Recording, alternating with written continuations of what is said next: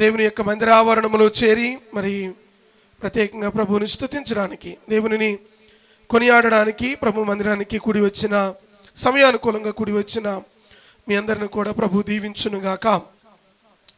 వెళ్ళి చదవబడినటువంటి 150వ కీర్తన పరిశుద్ధ బైబిల్ గ్రంథంలో అనగా కీర్తన గ్రంథంలో చివరి అధ్యాయం ఇది, లేదా చివరి కీర్తన. ఈ చివరి కీర్తనలో అనేకమైనటువంటి సత్యాలు, అనేకమైనటువంటి శ్రేష్టమైన సంగతులు ఈ కీర్తనలో వ్రాయబడి ఉన్నాయి అన్న విషయాన్ని దేవుని ప్రేమను బట్టి మనం చేస్తూ ఉన్నాను. దాదాపు 149 కీర్తనలు మనం ధ్యానం చేశాం.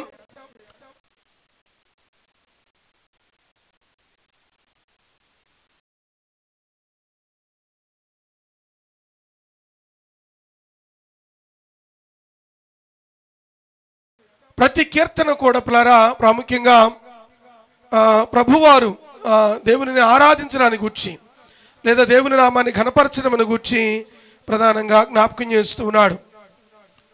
ప్రతి కీర్తనలో కీర్తనాకారుడు దేవుని యొక్క ఔన్నత్యాన్ని గురించి, దేవుని యొక్క మేలులను గురించి జ్ఞాపకం చేసుకుంటూ ప్రభువుని స్తుతిస్తూ ఉన్నారు. ఈ 150వ కీర్తన మొదటి వచనాన్ని ఒకసారి చదువుదాం ప్లీజ్.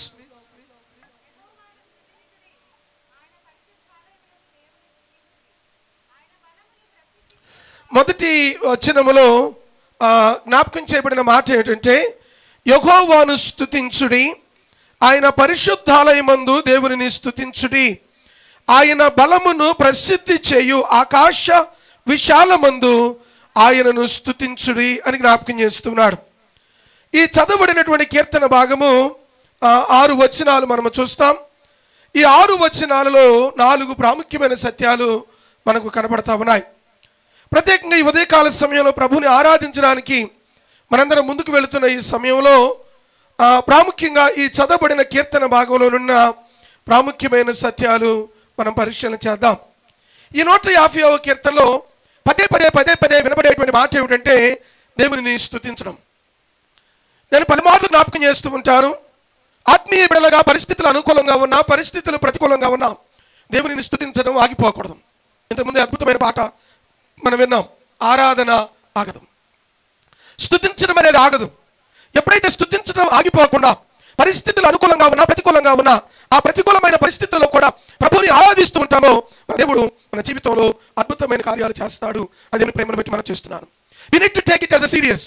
మనము చాలా శ్రద్ధగా తీసుకోవాలి, లేదా బాధ్యతగా తీసుకోవాలి. దేవునిని ఆరాధించే విషయంలో ఎన్నడూ నిర్లక్ష్యము చేయకూడదు. అది దేవుని ప్రేమను బట్టి మనం చేస్తున్నాను. దేవునిని గణపరిచే విషయంలో ప్రభు ఏదైనా మన జీవితంలో మేలు చేసి ఉంటే ఆ మేలుని జ్ఞాపకం చేసుకొని దానిని బట్టి దేవునికి కృతజ్ఞత చెల్లించి ప్రభువుని ఆరాధించే విషయంలో, ప్రభువుని కొనియాడే విషయంలో ఎన్నడూ నిలిచిపోకూడదు, ఆగిపోకూడదు అన్న మాటను దేవుని ప్రేమను బట్టి మనం చేస్తున్నాను. ఈ చదవబడిన మొదటి వచనంలోనే పలుమార్లు ప్రభువుని స్తుతించని అంటాడు, యెహోవాను స్తుతించమంటాడు. రెండవది పరిశుద్ధ ఆలయమునందు దేవుని స్తుతించమంటాడు. మూడవది ఆయన బలమును ప్రసిద్ధి చేయు ఆకాశమునందు, ఆకాశ విశాలమందు ఆయనను స్తుతించాలి. మొట్టమొదటిగా మనము ఆయన పరిశుద్ధాలయమందు ఆయనను స్తుతించాలి అంటాడు. దేవుని స్తుతించడానికి వాస్తవంగా దేవుని యొక్క ఆలయము దగ్గరే, లేదా ఆలయములోనే స్తుతించాలా, లేదా బయట స్తుతించవచ్చు అంటే నువ్వు ఎక్కడైనా ప్రభువుని ఆరాధించవచ్చు. నువ్వు ఏ ప్రాంతంలో ఉన్నా, ఏ ప్రదేశంలో ఉన్నా, ఒకవేళ ఉద్యోగం చేస్తూ ఉద్యోగం మధ్యలో ఉన్నా, మధ్యాహ్నం వేళలో సమయం దొరికినప్పుడు ప్రభువుని స్తుతించవచ్చు, దేవునిని ఆరాధించవచ్చు. బట్ కానీ కీర్తనాకారుడు ఏమంటాడంటే మొదటి భాగంలోనే, మొదటి వచనంలోనే ఏమని జ్ఞాపకం చేస్తారంటే ప్రభువుని ఎక్కడ స్తుతించాలో జ్ఞాపకం చేస్తున్నారు. మొట్టమొదటిగా ఆయన పరిశుద్ధ ఆలయములో ఆయనను స్తుతించాలంటాడు.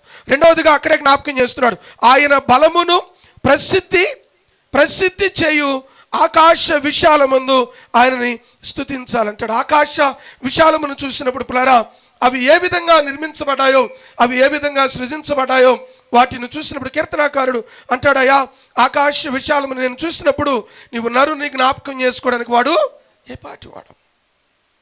ఎన్నికలేనటువంటి మనలను, ఎన్నికలేని మన జీవితాలను దేవుడు ఏర్పరచుకొని తన అపారమైన కృప మన పట్ల చూపుచూ ఉన్నారు పిల్లరా. ఆయన నమ్మదగిన దేవుడు, అని జ్ఞాపకం చేస్తున్నాడు. 4 విషయాలు ప్రధానంగా మనం చూస్తాం. నెంబర్ 1, మొట్టమొదటి విషయం ఏమిటంటే 150వ కీర్తన మొదటి వచనంలోనే జ్ఞాపకం చేస్తూ we need to focus on worship. దేవునిని ఆరాధించే విషయంలో మనము ఆయన యందు దృష్టి కలిగి ఉండాలి. నీడ్ టు ఫోకస్ అన్న మాటను ఆయన జ్ఞాపకం చేస్తున్నాడు. ఏమని ఫోకస్ చేయాలి? We need to understand he is the lord, he is the king of king. ఆయన దేవుడు అని ఆయన ఎరగాలి. ఆయనను ఆరాధించే విధముగా నీవు నేను ఉండాలి అన్న మాటను దేవుని ప్రేమను బట్టి మనం చేస్తున్నాం. ప్రభుని ఆయన ఆరాధించాలి. ఆకాశమును విశాలమును చూసినప్పుడు అవి ఆయన బలమును ప్రసిద్ధపరచుచున్నాయి, ఆయన బలమును వివరించుచున్నాయి. ఆకాశం వైపు మనం చూస్తే ఆకాశంలో నక్షత్రాలను చూడండి, అవి ఆయన మహిమను వివరించుచున్నాయి. సృష్టి యొక్క నియమావళిని చూడండి, అవి దేవుని మహిమను వివరించుచున్నాయి. ఆకాశ పక్షులను చూడండి, అవి దేవుని మహిమను వివరించుచున్నాయి. సముద్రపు ఒడ్డును నిలిచి ఒకసారి చూడండి, సముద్రానికి సైజంగా ఆనకట్ట లేదు పిల్లరా, నీరు నియమించబడిన స్థలములకు వచ్చి మరలా వెనక్కి తిరిగి వెళ్తాయి. సృష్టిలో ప్రతిదీ కూడా పిల్లరా దేవుని యొక్క మహిమను వివరించుచున్నాయి. That's the reason we need to focus on our God, we need to worship him, ఆయన ఆరాధించాలి. రెండవది అక్కడే జ్ఞాపకం చేస్తూ ద ప్లేస్ ఆఫ్ వర్షిప్. ఏ స్థలంలో దేవుని ఆరాధించాలంటే దేవుని యొక్క ఆలయంలో దేవుని ఆరాధించవచ్చు. అది మనమే కాదు పిల్లరా, ఇంటిలో ఉన్నప్పుడు, వీధి మూలలో ఉన్నప్పుడు ప్రభుని ఆరాధించవచ్చు అన్న సంగతిని మరవకూడదని దేవుని ప్రేమను బట్టి మనం చేస్తున్నాను. 11వ కీర్తన 4వ వచనం చూడండి దయచేసి. 11వ కీర్తన 4వ వచనం ప్లీజ్. యెహోవా తన పరిశుద్ధాలయములో ఉన్నాడు. యెహోవా సింహాసనము ఆకాశమందున్నది. యెహోవా సింహాసనము ఆకాశమందున్నది. ఆయన నరులను కనులారా చూచుచున్నాడు. ఆయన నరులను కనులారా చూచుచున్నాడు. తన కనుదృష్టి చేత ఆయన వారిని పరిశీలించుచున్నాడు. దేవునికి స్తోత్రం కలుగును గాక. దేవుడు పిల్లరా ఆయన కనుదృష్టి చేత నరులను పరిశీలన చేయుచున్నాడు అన్న విషయాన్ని జ్ఞాపకం చేస్తున్నాడు. దేవుని మొట్టమొదటిగా we need to focus on worship. రెండవదిగా ద ప్లేస్ ఆఫ్ వర్షిప్. ఎక్కడ ప్రభువుని ఆరాధించాలంటే దేవుని యొక్క ఆలయంలో ఆరాధించవచ్చు. 148వ కీర్తన మొదటి వచనంలో కూడా మాట అంటాడు, యెహోవాను స్తుతించుడి ఆకాశవాసులారా, యెహోవాను స్తుతించుడి ఉన్నత స్థల నివాసులారా, ఆయనను స్తుతించుడి అన్న మాటను జ్ఞాపకం చేస్తున్నాడు. పదే పదే కీర్తనకారుడు జ్ఞాపకం చేస్తున్న మాట ఏంటంటే ప్రభువుని స్తుతించాలి అన్న మాటను జ్ఞాపకం చేస్తున్నాడు. ప్రతి వచనములో కూడా 2 మార్లు కీర్తనకారుడు జ్ఞాపకం చేస్తున్నాడు దేవుని స్తుతించాలని. 2వ వచనం కూడా చూడండి, ఆయన పరాక్రమ కార్యములను బట్టి ఆయనను స్తుతించుడి, ఆయన మహాప్రభావమును బట్టి ఆయనను స్తుతించుడి అని జ్ఞాపకం చేస్తున్నాడు.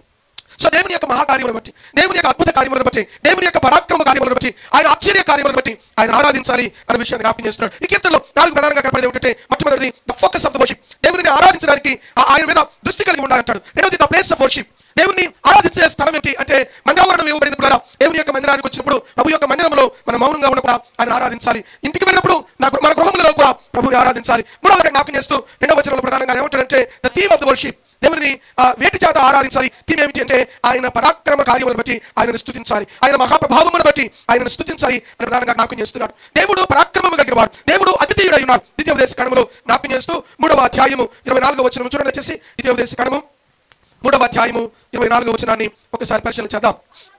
ఆకాశమందే గాని నీవు తేరి చూడగను, నీవు క్షమించాలా, నీవు చేయి క్రియలను, నీవు క్రియలు చేయగలిగిన దేవుడు ఎవరు? చూడగల దేవుడు ఎవరు? క్రీస్తునందులారా ఇక్కడ ఏమంటారంటే ప్రధానంగా 24వ వచనంలో ఆకాశమందే గాని భూమి అందే గాని నీవు చేయు క్రియలు చేయగల దేవుడు ఎవడు? నీవు చూపు పరాక్రమము చూపగల దేవుడు ఎవరు? ఆయన పరాక్రమం గల దేవుడు, ఆయన సర్వోన్నతుడైన దేవుడు. 23వ వచనం చూడండి. మరియు ఆ కాలమున నేను యెహోవా ప్రభువా నీ మహిమను నీ బాహుబలమును నీ దాసునికి కనబరచ మొదలుపెట్టి ఉన్నావు. ఆకాశమందే గాని భూమి అందే గాని చేయు క్రియలను చేయగల దేవుడు ఎవడు? నీవు చూపు పరాక్రమమును చూపగల దేవుడు ఎవడు? నేను అద్దరికి వెళ్ళి యోర్దాను అవతలున ఈ మంచి దేశమును మంచి మన్నెమును ఆ లెబానోనును చూచున్నట్లు దయచేయమని నేను యెహోవాను బతిమాలుకొన్నాను. దేవుని యొక్క వాక్యంలో రాయబడిన మాట ఏమిటంటే భక్తుడు జ్ఞాపకం చేస్తూ చెప్పిన మాట, అయ్యా నీవు చేయగలిగిన కార్యములు చేయగలిగిన వాడు ఎవరు? నీవు పరాక్రమము కలిగిన వాడు, నీవు సర్వోన్నతుడివి అన్న మాటను జ్ఞాపకం చేస్తున్నాడు. 145వ కీర్తన 5వ వచనంలో కూడా అంటాడు, మహోన్నతమైన నీ ప్రభావ మహిమను నీ ఆశ్చర్య కార్యములను నేను ధ్యానించేదను. నా దేవుడు ఆశ్చర్యకాడు. ఈ రోజున ప్రభుని దేనిని బట్టి ఆరాధించాలి, దేనిని జ్ఞాపకం చేసుకొని ఆరాధించాలంటే we need to understand our God is a mighty God. ఆయన సర్వోన్నతమైన కార్యములను బట్టి ఆయన ఆరాధించాలి, ఆయన ప్రభావమును బట్టి ఆయన ఆరాధించాలి, ఆయన ఆశ్చర్య కార్యములను బట్టి ఆయన ఆరాధించాలి. ఈ రోజున నరులను జ్ఞాపకం చేసుకోవడానికి మనము ఏ పాటి మార్గం? We are ordinary beings, we are simple beings. దేవుడు సర్వోన్నతుడైన దేవుడు నరుని మానవులను ప్రేమించి మానవుల కొరకు భూమి మీదకి దిగి రావడం ఎంత ఉన్నతమైన కార్యమో. నరులను ప్రేమించి తన అపారమైన కృప మన మీద చూపించినప్పుడు ఎంత గొప్ప కార్యమో. ఈ ప్రత్యేకమైన దినమున దేవుని యొక్క బిడ్డలుగా, దేవుని యొక్క దాసులముగా సర్వోన్నతుడైన దేవుడు ఆయన అద్భుత కార్యములను బట్టి ఆయనను ఆరాధించాలి. ఈరోజు థీమ్ ఏమిటి? ఆయన ఆరాధించడానికి ముఖ్య ఉద్దేశం దేనిని బట్టి ఆయన ఆరాధించాలంటే ఆయన ప్రేమను జ్ఞాపకం చేసుకోవాలి, ఆయన ఔన్నత్యాన్ని జ్ఞాపకం చేసుకోవాలి, ఆయన గొప్ప కార్యములను జ్ఞాపకం చేసుకోవాలి, ఆయన మనకి ఇచ్చిన రక్షణను జ్ఞాపకం చేసుకోవాలి, మన కుటుంబాలలో మన జీవితాల్లో వ్యక్తిగత జీవితంలో ప్రభు చేసిన మేలులను జ్ఞాపకం చేసుకొని ఆయన ఆరాధించాలంటాడు. చివరిగా 3వ వచనం నుండి 6వ వచనం వరకు ఎవరిని జ్ఞాపకం చేస్తారంటే the means of the worship. వేటిని చేతబట్టి ఆయన ఆరాధించాలన్న మాటను జ్ఞాపకం చేస్తున్నాడు. అక్కడ చూడండి 3వ వచనం నుండి చూద్దాం.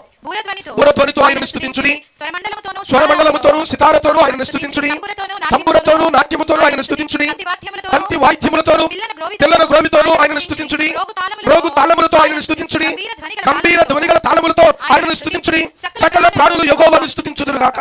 యెహోవాను స్తుతించుడి. దేవుని స్తోత్రం కలుగును గాక. ఇక్కడ అనేకమైన విషయాలు జ్ఞాపకం చేస్తున్నాడు. ఎలాగ వేడి చేతను పట్టుకొని వేటిని ఆ చేతిలో ఉంచుకొని ఆరాధించాలంటే మొదటిగా బోరధ్వనితో ఆయనను స్తుతించాలి. రెండోది స్వరమండలం ఎత్తి ప్రభువుని స్తుతించాలి. చాలాసార్లు దేవుని యొక్క మందిరానికి వస్తాం, కానీ మళ్ళీ ఇంటికి వెళ్ళే వరకు మౌనంగానే ఉంటాం. ఇంటికి వెళ్ళిన తర్వాత మన స్వరం ఎక్కడికైనా వినపడుతుంది, కానీ దేవుని యొక్క ఆలయంలోకి వచ్చినప్పుడు మన స్వరం ఎక్కడికి చేరదు, ఎక్కడికి వినపడదు. దేవుని సన్నిధికి వచ్చినప్పుడు పాటల ద్వారాను, దేవుని యొక్క వాక్యాన్ని చదువుడు ద్వారాను, ధ్యానం ద్వారాను ప్రభు యొక్క సన్నిధిలో ఆయనను స్తుతించాలి. మన కంఠ ధ్వనితో ఆయన ఆరాధించాలి.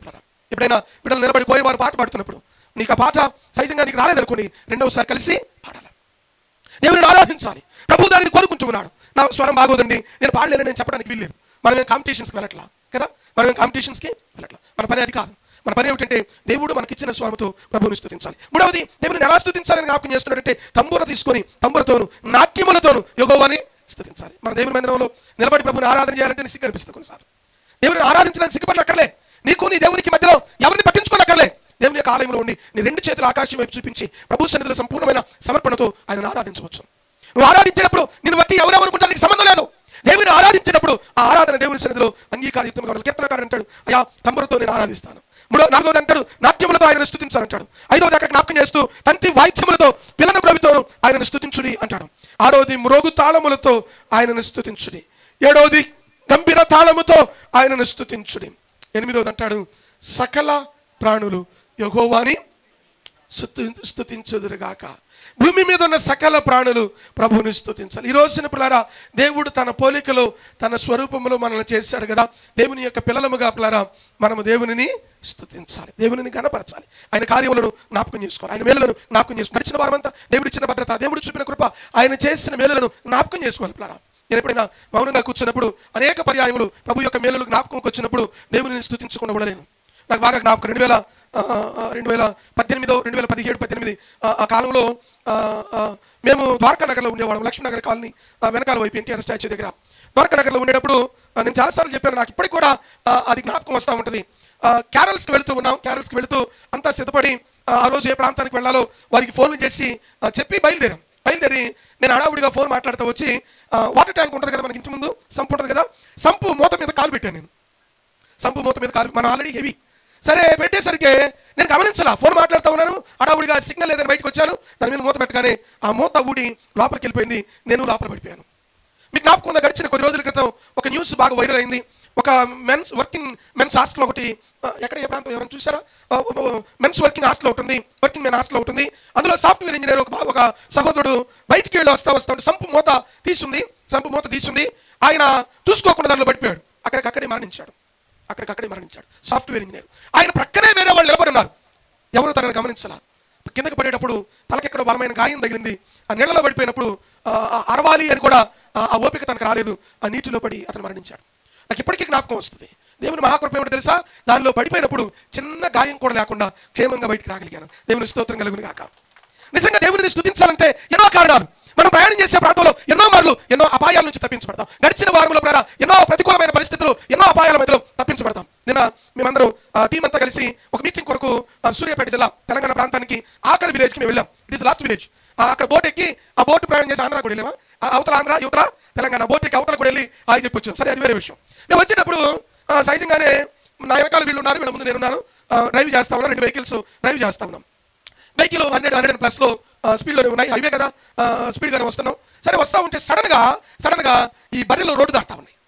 ఎప్పుడు ఏ టైం అంటే 12 గంటలకి, 12:30 వచ్చిన 12:30 సమయంలో.